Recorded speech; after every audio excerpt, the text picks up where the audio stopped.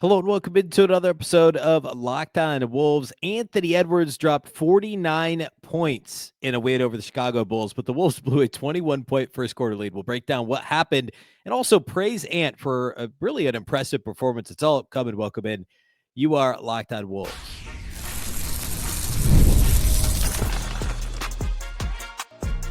You are Locked On Timberwolves, your daily Minnesota Timberwolves podcast. Part of the Locked On Podcast Network, your team every day. Hello and welcome to the Locked On Wolves podcast, part of the Locked On Podcast Network, your team every day. My name is Ben Beecken. I'm the host of Locked On Wolves. Today's episode is brought to us by FanDuel. Super Bowl 59 is here. It's this Sunday, and there's no better way to make every play more exciting than with FanDuel Sportsbook. New customers can bet just $5, and if you win, you'll score $200 in bonus bets. Download the app or head to FanDuel.com to get started. Happy Thursday, everybody. It is indeed a Timberwolves game day. The Wolves are on a second night of a back-to-back tonight, playing host to the Houston Rockets. But today it's the post-game pod from the Wolves win over the Bulls on Wednesday night. Yes, it was touch-and-go for a while, and no, it should not have been as close as it was, even though they won by 19. It was a close game early in the fourth quarter. But the story, of course, the headline is Anthony Edwards dropping 49 points and only missing the 50 piece because he missed a free throw in his final trip to the line in the fourth quarter, and also several layups trying to get his 50 points. So we'll talk about that, but a lot to get to in this one. Great start, some terrible moments, middle of the game, second, third quarter, some really shoddy officiating, and then the Anthony Edwards explosion, and ultimately a 19-point win for Minnesota. They did what they had to do, even if the process wasn't exactly what it should have been. We'll break it all down today on the show. A big thank you off the top for making Locked On Wolves your first listen every single day. Of course, this show is free and available everywhere. That includes YouTube as well as all of your favorite audio platforms. Wherever you like to listen to podcasts, you can find Locked On Wolves. You can also watch on the Locked On Sports Minnesota app on both Roku and Amazon Fire TV. And a reminder that you can subscribe to the Locked On Wolves newsletter. One stop for ultimate team and league coverage delivered right to your inbox. Sign up for free right now at lockedondaily.com. All right. So Timberwolves, of course, lost their last two games. Games they should not have lost. They lost the Wizards game on Saturday. They lost the Kings game on Monday. Very shorthanded Saturday against the Wizards. They still should have won. And then the Monday game, the bad close and stuff along the way, Kings team in the wake of the De'Aaron Fox trade. There was no excuse for it. There was also no reason the Wolves shouldn't have won on this Wednesday, last night, because first night of a back-to-back, a Bulls team that has just traded Zach LaVine is in some turmoil. Second night of a back-to-back themselves on the road, and the Wolves were on the front end of a back-to-back. They played tonight against a really good Houston Rockets team, middle game of a 5-game homestand. Imperative that the Wolves came out and won this game. I think they were 10.5-point favorites is where the line settled. And for the longest time, it did not look like they would cover. It actually started out great for Minnesota. They were up 27-6 in the first quarter. Came out like gangbusters. In fact, the very first possession of the game was actually a bit of a microcosm of how the game went, period. The first 30 seconds, the Bulls called a timeout before they ever got the ball on offense. The Wolves came out, Ant misses a tough shot. Jaden tips the offensive rebound to Naz. He misses a three-pointer, gets his own rebound, misses a three-pointer. Gobert gets the offensive rebound, misses at the rim. Naz gets an offensive rebound, kicks it out to Jaden, who hits a three. So the Wolves get, I think it's 5 shots, 1, 2, 3, 4, 5 shots on their opening possession in the first 36 seconds of the game, and the Bulls call timeout. So what do you get there?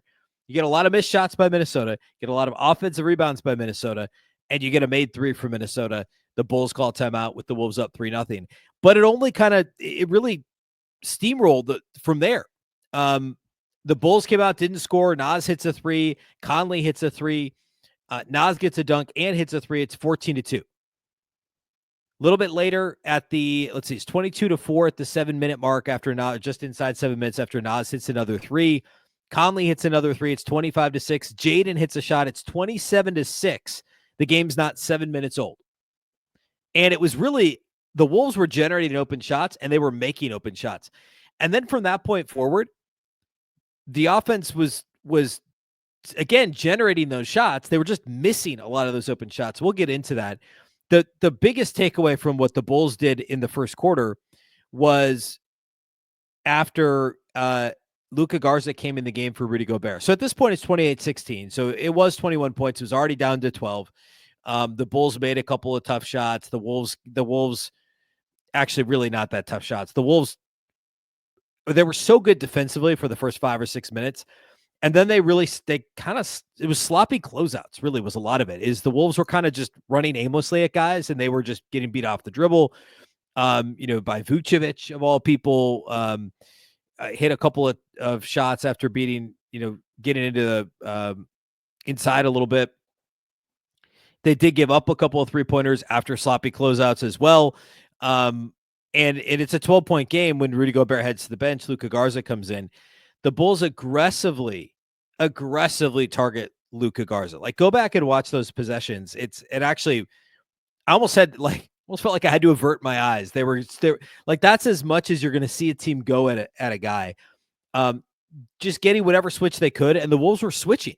And Garza was on an island against these dudes, Jalen Smith, and then it was Kobe White a couple of times. Kobe White scored on him. Kobe White hit consecutive threes on him. Then he got fouled at the rim by Luka Garza. Jalen Smith had a couple of buckets when Garza was in the game. And ultimately, the Bulls closed this thing. Thankfully, Nikhil hit a 3 right before the end of the quarter. But the Bulls, right after Luka Garza checked into the game, it was 28-16 when he checked in. And they went on a 14-8 run very quickly. Thankfully, the Wolves were scoring on their end, and then Nikhil hit that 3 to close the quarter. So the Wolves were still up 9 at the end of the first. But that's when kind of the defense started to fall apart, and it continued into the second quarter. Garza stayed on the floor. He did score himself off a nice pass from Reid, but then Jalen Smith scored in the paint. Jalen Smith hits a 3. Luka Garza misses a wide open 3, and then eventually he gets taken out at the just inside the 9-minute mark in a 4-point game. So Luka was a -7 in about 7 minutes. It actually felt worse than that. And it wasn't just Luka Garza. The rest of the Wolves defense was kind of back on their heels. The bench didn't have a great stint overall in the first half. Chicago outscored Minnesota by 7 in the second quarter. This was a 2-point game at halftime, and the Bulls took a lead as big as 5 points, and they had leads in the third quarter of this game. Thankfully, it was a bench unit plus Anthony Edwards group, middle to end stages of the third quarter, that really kind of pushed ahead. It was actually only a 4-point Wolves lead. They only were a +2 in the third quarter, but they were down. I think they got down 5 in the middle of the quarter. They were down 3 with about, is that right? Yeah, they were down 3 with about 3 minutes left in the third quarter. But the Wolves made a push by Anthony Edwards offensively, a little bit of Reid, and then some nice minutes from Nickeil Alexander-Walker, and Jalen Clark, who we'll talk more about, had a really nice third quarter in this game. Minnesota was up 4 going to the fourth, leading into Anthony Edwards' rest. And Ant was great in this game. Obviously, he scored 49 points, but they needed to do something with him on the bench, and they did. Reid scored early in the fourth quarter. Nickeil hit a 3. He was big in this game after struggling the last couple of games.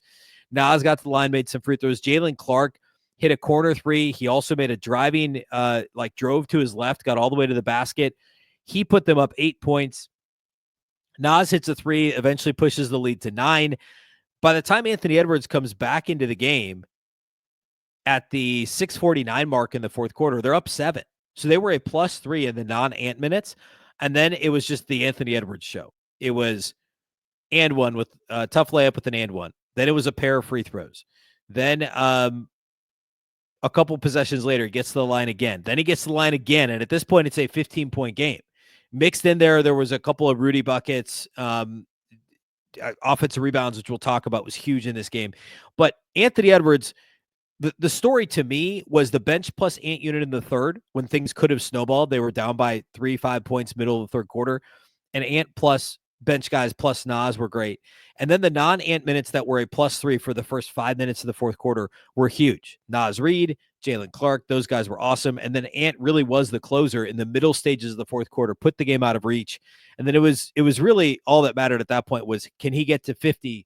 He split a pair of free throws with 3 minutes left, and that meant he didn't get to 50. He was an incredible 17 of 18 for the free throw line in this game. And I do want to talk about the officiating because I thought it was hilarious in this game. So we'll get to that in a minute. And I want to talk about some of the other elements of this game that stood out for Minnesota. A couple of surprising ways unexpected ways in which the Wolves dominated the Bulls, and then ultimately led to them winning by 19 points. So we'll do that next. We'll close with studs and duds a little bit later in the show. Today's episode of Locked On Wolves is brought to us by our friends over at PrizePicks. Basketball season is heating up. We're more than halfway through the schedule now. There's no better way to get in on the action than with PrizePicks, the best place for daily fantasy sports. With over 10 million members and billions in awarded winnings, PrizePicks makes it easy and fun to turn your sports knowledge into real money. Here's how it works. You just pick more or less on at least 2 player projections, and if you're right, you could win up to 1,000 times your cash. PrizePicks even has a free pick for the big game, where Patrick Mahomes only needs to throw 1 yard to win. Pair that with one more correct pick, and you're cashing out. You could also, of course, look at basketball like this week. If you wanted to look at Anthony Edwards against the Rockets tonight, do you think he'll have, more than the number for points or maybe more than the number for assists? You could definitely do that tonight. Also, PrizePicks, one of the best things about it is that they just keep it simple. You can set your lineup in less than 60 seconds. Their fast, secure withdrawals mean you get paid quickly when you win. Plus, their Taco Tuesday promo gives you discounted player projections for even more value. Check out the promos tab to tail any of the super sweet Millie Winners big game lineups. If you tail a lineup that goes 3 for 3, you can win a split of $1 million in promo funds. Download the app today. Use the code LOCKEDONNBA to get $50 instantly after you play your first $5 lineup. That's code LOCKEDONNBA for $50 instantly after you play your first $5 lineup. PrizePicks, run your game.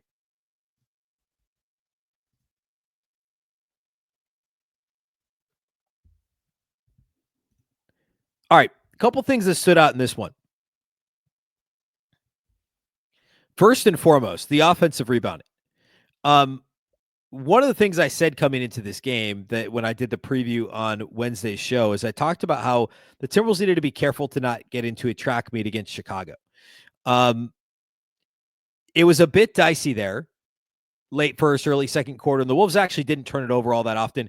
The Bulls run after makes and misses, and they ended up only with 11 fast break points in this game. Thankfully, the Wolves did not try to keep up. The Wolves only had 5 fast break points. Another area, so that all went according to plan. Another area I was concerned about was I didn't think the Wolves would get very many second chance points. So, given their struggles shooting the ball recently, I said on the show yesterday, look, they just got to make open shots. Well, they did it to start the game, and they did it late in the fourth quarter, Nikhil and Ant and Nas to close out the Bulls. But in between, they missed a ton of shots, and it was second chance opportunities that really carried the Timberwolves in this game. The Bulls came into this game as one of the league's better defensive rebounding teams, and it's one of the reasons why I didn't think the Wolves would be able to rely on it. The Bulls were a top 5 defensive rebounding team over at Cleaning the Glass. Coming into the game, the Wolves had 23 offensive rebounds. Now, 4 of them were on the very first possession of the game.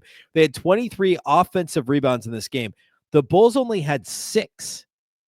The Wolves were a plus 17, not on the glass, on the offensive glass. They were a plus 25 on the glass in this game. Guess what? Minnesota shot the ball 15 more times than Chicago. It's like the flip of what happened to the Wolves a couple of weeks ago. They lost the game, and it was like they got out rebounded by like 15, and they got 15 more shots. They out rebounded the Bulls by 25. They had 17 more offensive rebounds than Chicago. They attempted 15 more field goals than Chicago and 11 more three-pointers. Plus, they made 8 more three-pointers. So they attempted 11 more, made 8 more. They were 43% from 3. Chicago was just 33%. And that was the difference, was generating those extra possessions for Minnesota. It's certainly not a strategy that the Wolves typically would deploy. They're not, well, they haven't been for the last year plus a big offensive rebounding team. Don't look now, but coming into this game on Cleaning the Glass, the Timberwolves were actually 14th in the league in offensive rebound rate. Not at all what I would have expected coming out of last year, coming out of, previous versions of Chris Finch's Timberwolves. Like, offensive rebounding has not exactly been like they were bottom third of the league in offensive rebounding last year when it was all said and done. Like, it's not a focal point for the Wolves. They're more concerned with getting back in transition. And against a team like Chicago, you'd think that would be even more the case. But, it wouldn't shock me if this is a little bit strategic, just in the wake of the Julius Randle injury and even the Dante DiVincenzo injury, is there's just less offense to go around. And we've talked about this, going back to the Washington game Saturday when Ant didn't play and Nas got hurt mid-game. There just weren't that many offensive options for Minnesota. So what are ways you can get your offense going? Well, scoring in transition, which you didn't want to push too much against a team like the Bulls that was going to try and get you into a track meet, drag you into a high variance back and forth matchup, or you could get offensive rebounds. Now it's a bit dicey because if you don't do it, you crash the glass and you get unbalanced. Your floor balance is poor. The Bulls are going to beat you back the other way. Well, thankfully that didn't happen too much in this game. Happened a couple times. There was one after a make. I think Ant hit a tough shot in the paint and the Bulls went down and scored. Like the Sunmu, I think, scored immediately. But overall, giving up only 11 fast break points this game to Chicago and shooting the ball 15 more times is huge. Also, Minnesota only turned it over 11 times, which is shockingly low for the Wolves. In fact, if you go over to cleaning the glass, turnover rate is the only thing the Wolves aren't in the top half of the league in among the 4 factors on both ends of the floor. So the 8 categories, 4 factors on offense, 4 factors on defense, they're in the top half of the league in everything now, including offensive rebounding, except for turnover rate, which, by the way, has improved. It was bottom 3, bottom 5 forever.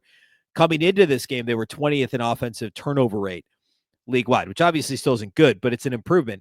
And they only turned it over 11 times in this game, and they got 98 shots up on the rim, which is great. Of those 23 offensive rebounds, Rudy Gobert had 9 of them. Jaden McDaniels had 3, and Anthony Edwards had 3, which is not something we're used to seeing. Is Ant getting offensive rebounds? Like, he just doesn't do that very often. And he was big in this game doing that. There were a couple big possessions he kept alive. But I thought that overall, there's no question offensive rebounding was a massive part of what the Wolves were able to do offensively in this game. Rotation-wise, we saw Luka Garza get those kind of ill-fated minutes into the first quarter, beginning of the second. He did not see the floor until garbage time then.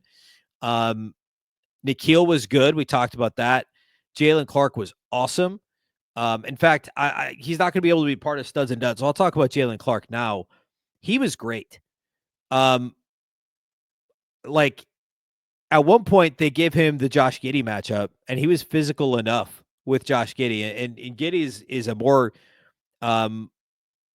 he's a better shooter, frankly, than he had been in OKC. But he obviously wants to put the ball on the floor. He wants to create for others. He wants to be physical, and Jalen Clark more than held his own. Clark played 22 minutes, attempted 2 shots. One was a corner 3 he drained. Another was that layup he made it in the, I think, early fourth quarter I mentioned earlier, when he just drove to his left and nobody stepped up. Nobody expected him to keep going. He just drove all the way to his left, got all the way to the rim and scored. He's got a level of comfort offensively that I was not prepared for. Like, he looks so much more smooth. If you go back and watch when he was at UCLA, like, I had my scouting report notes. I pulled them up the other day, and I think I talked about him last week on the show. Like, what did I say? I said stiff robotic shot. And he had bad free throw percentage in college, which, you know, isn't a great indicator of future success as a shooter at the pro level. Like, I'm not saying he's Steph Curry, but like, he looks pretty comfortable. Even in college, I thought he had good touch around the rim, good touch on floaters, stuff that a lot of times defensive guys that don't knock down threes at a high clip, they don't have good touch, period. But there were some signs that like something could develop here. I've been really impressed with how comfortable he looks. Now, again, he scored 5 points in 22 minutes. Like, the Wolves aren't going to ask him to do anything crazy, but if he can knock down an open corner 3 and he's willing and able to put the ball on the floor and get to the rim when teams, you know, ignore him and then close out recklessly, he's got to be able to do that. He did that in this game. Weirdly, he only had 1 rebound. I think he also only had 1 rebound on Monday. And that's one of the things I think longer term he'll be good at. Part of it is he's so glued to some of these dudes on the perimeter, denying the ball, etc., that it's possible he's just not going to, you know, be like, he'll be so focused on whatever the matchup is on the defensive end, he's not going to be crashing into the paint to get rebounds. His only rebound in this game was an offensive board. He didn't have any defensive rebounds in 22 minutes. So I would expect that to change a little bit, because I just think he's got a nose for the ball, similar to a Josh Minot type. Like, I just think that's something he'll be better at here moving forward. But he was great in this game. Also notable, it was garbage time, but Terrence Shannon Jr. saw the floor for the first time in a couple months. He's back from I think it was a sprained foot injury or something like that. So it's good to see him back on the floor in garbage time. I want to close today with studs and duds. We'll peek at the standings. The Wolves are nearly out of the play-in. They're inching closer to getting out of it. And then we'll obviously talk a little bit more Ant. I kind of breezed through it, and I got to do my ref thing. Maybe we'll work that into studs and duds. We'll do all that here next.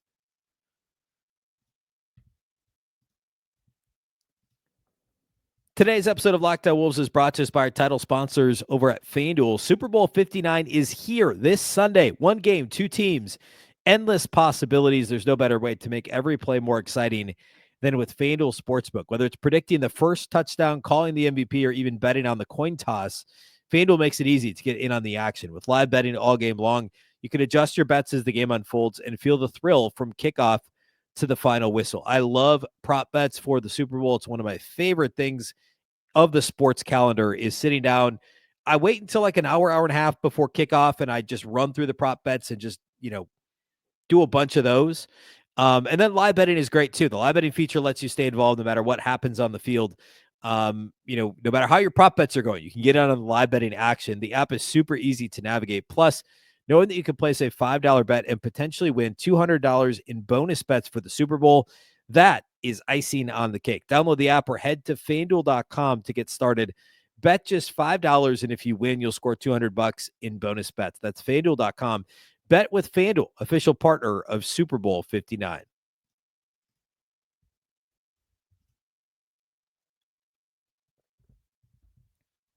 All right, let's do studs and duds. We got to talk Anthony Edwards. He was great. He had 5 turnovers, 3 assists. That's the only thing that didn't go well. Early in the game, there was a little bit of hero balling in the second quarter when the Wolves started to struggle offensively. Ant has a tendency to do that, but sometimes he needs to. In this case, that was the only span in the game where I thought he was trying to do too much. But then in the third quarter, I think it was late third quarter. I think it was part of that that stretch I referenced earlier, Ant plus the bench unit. He had a span in this game where he had a left-handed block. He blocked the ball like right at the apex off the backboard, started the fast break the other way, missed a 3 in transition, but then ended up with the ball in his hands and converted an and one. It was quintessential Ant taking over a game and just being like, all right, I'm going to do this all myself. I think he even had an offensive rebound on that possession too. He was great overall. Getting to his spots, looked comfortable from the perimeter, was getting downhill. He generated 18 free throw attempts in this game. He was 6 of 14 on threes, which is great. We'll take that. He was 7 of 14 on twos. Definitely should have gotten a couple more calls in the paint, especially early in this game. There was the one that he ultimately got a technical on where the dude literally grabs him across both arms. I think it might have been Vucevic, and he doesn't get the call, eventually gets the technical called. That was bad. There was the other one on the perimeter that was challenged. We'll talk more about that in a minute, where Dosunmu, whoever it was on the Bulls, grabbed his wrist, and it initially wasn't called a foul. It was just called out of bounds. It was clearly a foul. Like lots of those situations for Ant to get in this game, because the book's out. We saw this last year in the playoffs. Teams know they could be physical with Ant. Some nights the refs just aren't going to call it. And here we are once again. But he still got the line 18 times. I realize that sounds tone deaf, but if you watch the game, you know what I mean. Like, he should have gotten another 4, 6, 8 free throws in this game. No joke, because he was the aggressor. The decision-making was good. I know he had the 5 turnovers. A couple were silly, but he had the ball in his hands a ton in this game. And the Bulls are just such a bad defensive team. Thankfully, they're sending 2 at Ant is a lot sloppier than some of these other teams, even than like the Kings that the Wolves saw the other night. And Ant struggled a little bit with that. Like, he looked very comfortable in this game. It was never really a concern. The 49 points, like, again, he had 48, was going for 50, missed the front end. He had made his first 16 free throws, and then he missed the front end of the pair of free throws, like just over 3 minutes to play. And then he missed like 3 point blank shots after that, where he should have, and then the last one, he definitely was fouled on. They didn't call it. And then I think Dillingham committed a foul in transition, and they took Ant out of the game, or Jalen Clark did, and they took Ant out of the game, which is good. But yeah, tough he didn't get the 50 burger, but that's all right. The Wolves won. Other studs, Naz Reid was great. Once again, early, he was big in this game. He finished with 22, 10, and 6. The 6 assists are big. I mean, Julius Randle does a lot for the Wolves in terms of generating offense for himself and others, and sometimes a lot of turnovers coming out of Julius Randle, but he has the ball in his hands a lot, and he is a good passer. The decision-making isn't always great, but he's a good passer. Naz took that over in this game. 6 assists, only 1 turnover for Naz Reid. And again, the 22 and 10. He also had 2 blocks and a steal. 8 of 19 shooting. The Wolves will take that. And 4 of 10 on threes. Also, Wolves will take that. 2 of 2 at the free throw line. Really nice game for Naz Reid. My last one, I could go Nikhil. I could go Jaden. I could go Rudy. I think I'm going to go Rudy Gobert because of the offensive rebounding. 10 points for Rudy on 4 of 7 shooting. He was just 2 of 6 at the free throw line. But he had 15 boards, 9 of them on offense. It just kept so many possessions alive for Minnesota. Plus, he had 3 steals and 3 blocks in this game. A game where Minnesota only had 6 steals. He had half of them. Anytime somebody's got a 6 stock game plus 9 rebounds, that's a pretty good recipe for making the studs list. And Rudy Gobert was really good once again for the Wolves. He's been really, really solid the last few games here for the Wolves. Duds, Luka Garza. I don't need to say more about Luka. Like, he just had a rough 6-minute stretch there, spanning the first and second quarter. He only had 1 rebound, no defensive rebounds, a foul, turned it over once, and was just being hunted defensively. My other dud for this game is the referees. There were 4 plays challenged, and all 4 of them were overturned in some form or fashion. They got them all wrong. And at least 3 of them were painfully obvious to the naked eye and real time how bad of a call they were. The dribbling the ball going out of bounds, the first out of bounds call right in front of Jalen Clark when he was like, "Hey, we got to review this." I'm trying to remember the other, the Jaden block that was overturned. That one actually in real time looked a little like it could have been a body foul, and I'll say that. And then the other one that the Bulls challenged, I can't remember what it was, but all 4 of them got overturned. Rough showing there for the officials. And I know that the Bulls got called for like 7 more personals and the Wolves shot 6 more free throws. I'm just saying, period, they had a rough night. I thought it was hilarious that they got all 4 of those wrong. And in like, as much as I think you should get another challenge if you get them right, this is one of those where like each team could have challenged 4, 5, 6, 7, 8 times because the refs were missing that many calls in this game. But anyway, I thought that was funny. That's all for this one. Like, frustrating middle stages. Once again, yes, they should have beaten a bad team by more, but they ultimately won by 19. And there were a lot of good things that came in the third quarter and into the fourth quarter. The Wolves showed a solid response to what was a really disappointing kind of self-imposed, not collapse, but well, kind of, sort of. I mean, they were up 21 and they ended up down 5. So something of a mid-game collapse that they really did bounce back from, which is really nice to see. Standings wise, I'm recording this after the game late Wednesday. So as of right now, as I'm recording this, the Clippers have already lost, I believe. I don't know. The Clippers didn't play tonight. Either way, the Wolves are a half game behind LA, half game behind the Clippers for the 6th spot, and 2.5 behind the Lakers for the 5. Only 4 games behind the Nuggets for the 4 spot. The Nuggets just won. But worth noting, the Wolves have a better point differential than both LA teams. So they're half game removed from, or half game away from getting out of the play-in into the 6th seed. And they have a better point differential than the Clippers and the Lakers. They also have the tiebreaker over, I believe, both teams as of right now. So they're 2 games clear of a 3-way tie between Sacramento, Phoenix, and Golden State. Of course, Golden State, during the early first quarter of this game, they landed Jimmy Butler. We know what the Kings have done, trading De'Aaron Fox, landing Zach LaVine, and then Phoenix, some minor stuff, and who knows what, if anything, happens between now and the deadline, which is 2:00 today. But both Phoenix and Golden State have negative point differentials, and the Wolves have tiebreakers against both those teams as well. Or actually, I think they split with Golden State. All that to say, everything is still wide open for Minnesota in the West, except for probably a top 2 seed. But sitting here right now, the Wolves getting to the 4 seed in the West and playing the Nuggets or the Lakers in the 5 seed is completely on the table. Playing Houston tonight is going to be pretty important. To this point in the season, the Wolves and Rockets have played twice and they've split them. So winning this game would guarantee at least a split in the season series against Houston. Remember, the Rockets won in Minnesota way back around Thanksgiving. That was an overtime game. I think it was right before Thanksgiving. And then the Wolves beat the Rockets by a point in Houston right after Christmas. So the first time we've seen Houston since December 27th. And then the last game between the two teams will be right after the All-Star break. So It'd be big to get this win. It'll be tough on the second night of a back-to-back. Houston will have the rest advantage. Now, they've also lost 4 games in a row. They just lost in Brooklyn by a bucket. They lost to the Knicks before that. They lost to the Nets before that. So they've lost 4 in a row, but are still, what did I say? They're still third in the West, I believe. Is that right? Yeah, they're still third in the West despite the 4-game losing streak. And only a half game up on Denver, who's won 4 in a row. So big game, obviously, Thursday night. Challenging being on the second night of a back-to-back, but a big game nonetheless.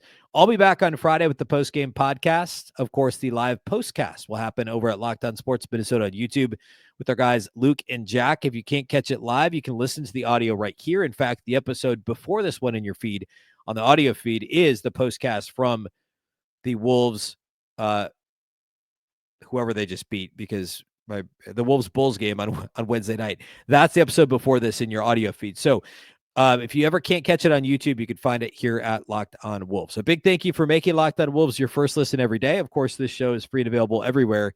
That includes YouTube as well as all of your favorite audio platforms. Wherever you like to listen to podcasts, you can find Locked On Wolves. You can also watch on the Locked On Sports Minnesota app on Roku and Amazon Fire TV. And a reminder that you can subscribe to the all-new Locked On Wolves newsletter, one stop for Ultimate Wolves and NBA coverage, delivered right to your inbox. Sign up for free right now at LockedOnDaily.com. That's LockedOnDaily.com. Start your day with the all-new free Locked On Wolves newsletter. Of course, the Locked On Wolves podcast is part of the Locked On Podcast Network. Remember, the Locked On Network is your local experts on all the biggest stories. Once again, I'm Ben Beecken. This is the Locked On Wolves podcast, and we'll catch you next time.